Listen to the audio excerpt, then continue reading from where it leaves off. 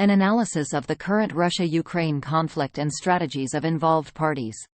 The ongoing military conflict between Russia and Ukraine has had a significant global impact, affecting the security structure in the European region and even the geopolitical landscape worldwide. Diplomatic efforts and dialogues are considered the most optimal solutions to end hostilities, de-escalate tensions, and find a way out of this crisis. Current Russia-Ukraine conflict. The current political crisis between Russia and Ukraine originated after the end of the Cold War, specifically in 2014 when Russia annexed the Crimea Peninsula. This was followed by unrest in the Donbass region, eastern Ukraine, where two self-proclaimed republics, Donetsk, DPR, and Luhansk, LPR, were established. More recently, tensions escalated in December 2021 when Russia presented an 8-point security proposal to the United States and the North Atlantic Treaty Organization, NATO. The proposal outlined concerns regarding security. Red lines, including 1.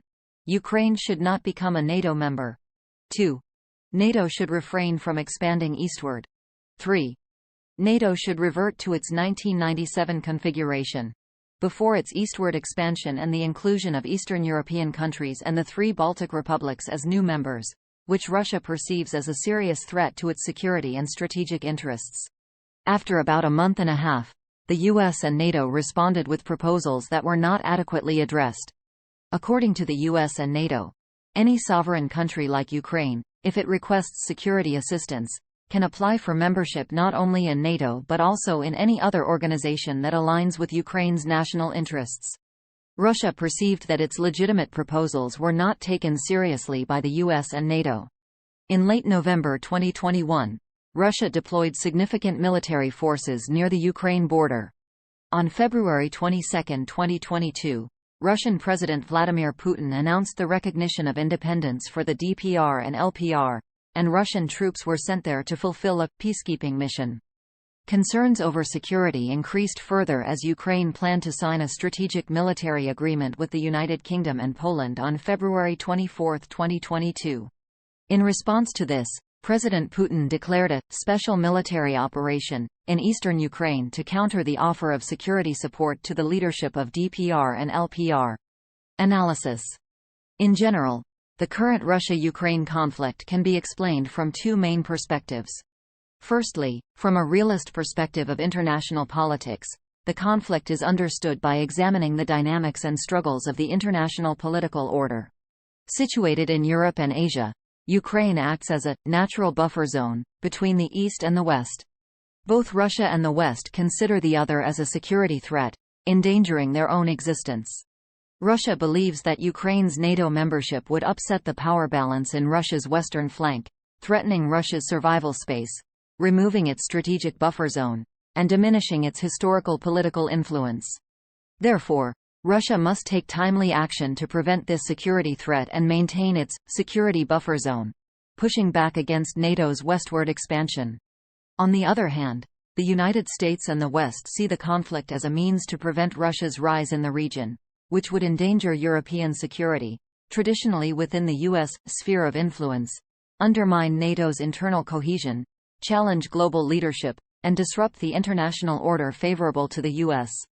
Prominent scholars analyzing the Ukraine issue, such as former U.S. National Security Advisor Zbigniew Brzezinski with his book, The Grand Chessboard, and American international relations scholar John Mearsheimer with works like The Tragedy of Great Power Politics and Why the Ukraine Crisis is the West's Fault, express their views that after the fall of the Soviet Union, with no other major power dominating the region, the U.S. should have gradually reduced its military presence, developed friendlier relations with Russia, and entrusted European security to the Europeans. Instead, the U.S. expanded NATO and neglected Russia's interests, contributing to the political crisis in Ukraine and other conflicts. From this perspective, 2 main frameworks are evident. 1.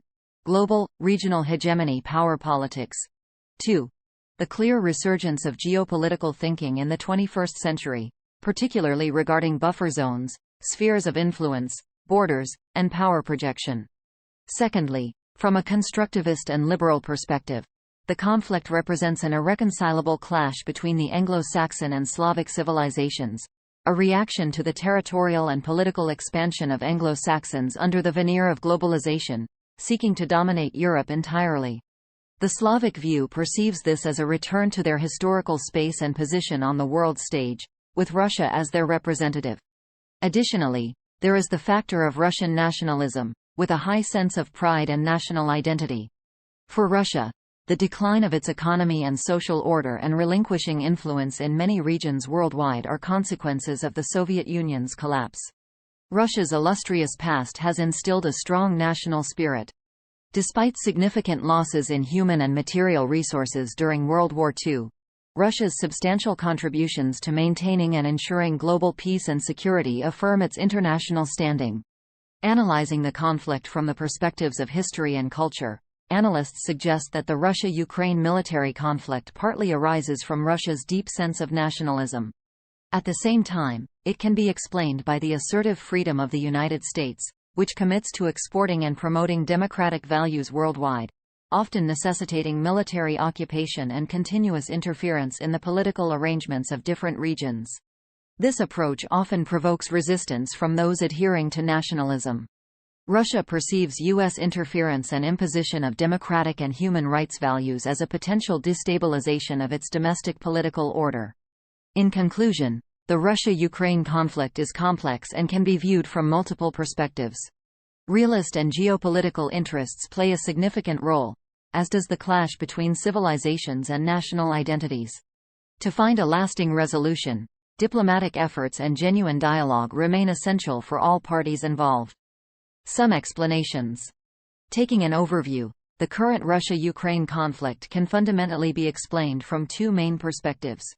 Firstly, from the perspective of political realism, understanding the laws of movement and struggle in international politics.